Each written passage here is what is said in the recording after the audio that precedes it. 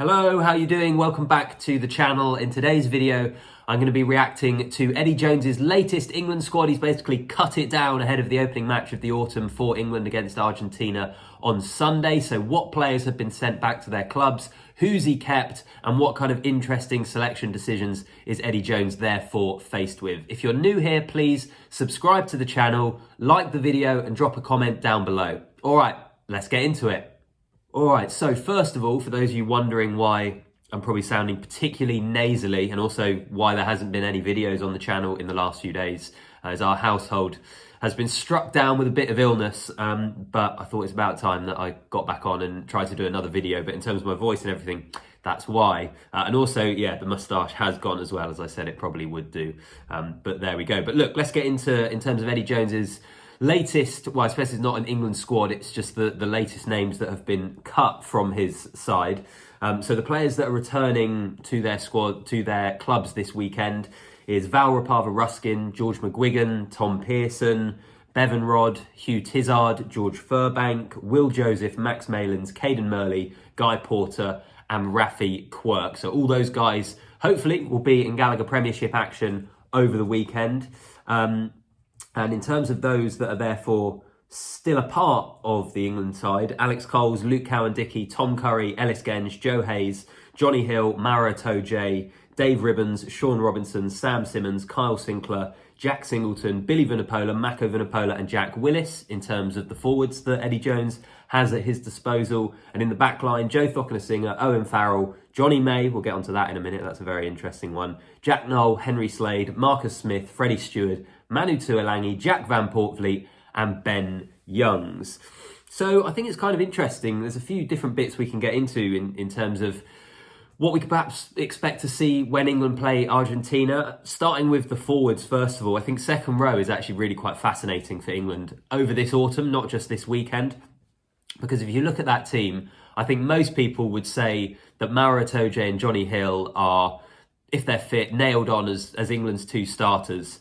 But outside of that, I definitely think there is room for movement. There's room for some players to stick their hand up for selection and burst their way into the squad ahead of the World Cup in about 10 months' time. Charlie Ewels is injured long term, so Eddie Jones's options have been stripped back a little bit. But if we look at in terms of the second row for this weekend, I expect Johnny Hill and Maro Itoje are going to be starting. But then you've got Alex Coles, Sean Robinson and Dave Ribbons, who are probably vying, I would imagine, for a spot on the bench if he goes for five forwards. If he does a 6-2 bench split, then possibly we'll see more of those guys. I think it's also very telling that Eddie Jones has decided to keep those players because they're hybrids. They can play second row, but they can also play six. And I think with the injury rate in rugby at the moment, and Eddie Jones has spoken about this in certain interviews, he needs players that can adapt, players that can play across multiple positions. So therefore, I think, yeah, that's probably an indication of why he selected those guys. Can one of them burst into the team as a second row? But if there were injuries, would they be able to do a job at number 6 as well? So second row, I think, is going to be interesting. Perhaps more for who's the replacement second row on the weekend. Because as I say, I expect that if we're going full strength based upon the squad that he still has remaining, it's going to be Itoje and Johnny Hill. But we'll wait and see.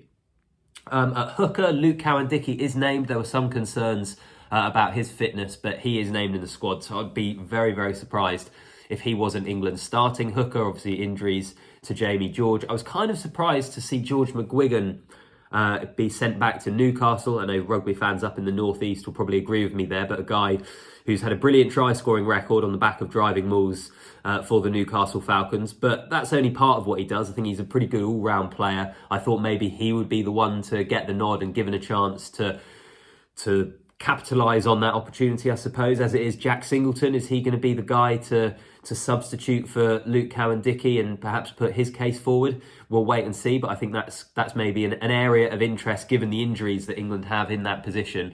I think it's quite interesting to see what happens, who really sort of sticks their hand up for selection. Let's move into the back line and onto the back three.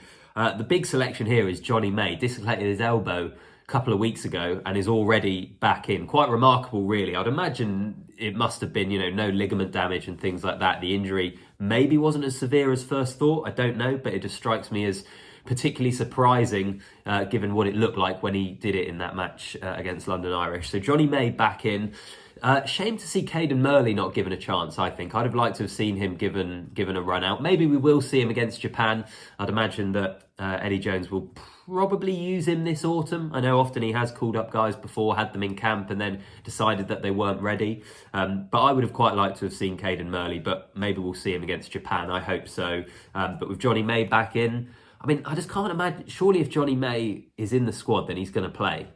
I can't imagine you'd call him up just to have him there a bit longer. I don't know, am I wrong there? That doesn't make sense to me when he's just had that sort of injury. But in terms of those backline options or the back three options, obviously Joe Thockner-Singer, Johnny May, Jack Noel, Freddie Stewart are kind of the options at the moment. Stewart will be fullback, then I guess it depends on who's given the shout on the wings. But Johnny May back in, some remarkable powers of recovery on him. And then just another position, finally, scrum half, Ben Youngs and Jack Van Portfleet. No Raffi Quirk. I've said on this channel before, for me, Raffi Quirk is the long-term solution at scrum half for England. I think he can do things, or perhaps has a more all-round skill set than any other English scrum half, personally. I think he's incredibly dangerous in attack. I think he's good in defensively as well. He's incredibly explosive. So I'd have liked to have seen him. I still think that he should be probably the number one scrum half for England. He's clearly a little way off that at the moment. He has had some issues with injury, hasn't played a huge amount of rugby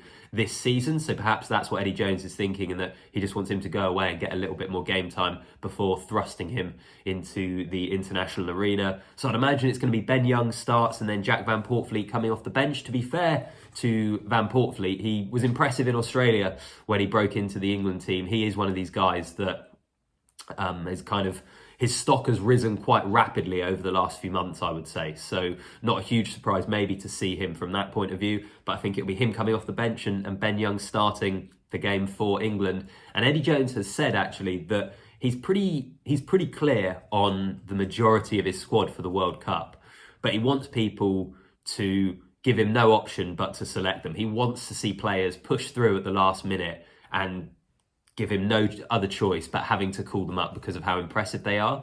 So I think, you know, with some of the selections there that I've mentioned in terms of the second row, the hooker of Jack Singleton, Eddie Jones wants guys to give him a headache in terms of selection. Is he going to get that this autumn? We'll wait and see. The final thing to mention before I finish the video, I'm finally able to blow my nose, is Owen Farrell is in the team. He hasn't trained because he's been going through concussion protocols, even though he wasn't at England's training camp in Jersey.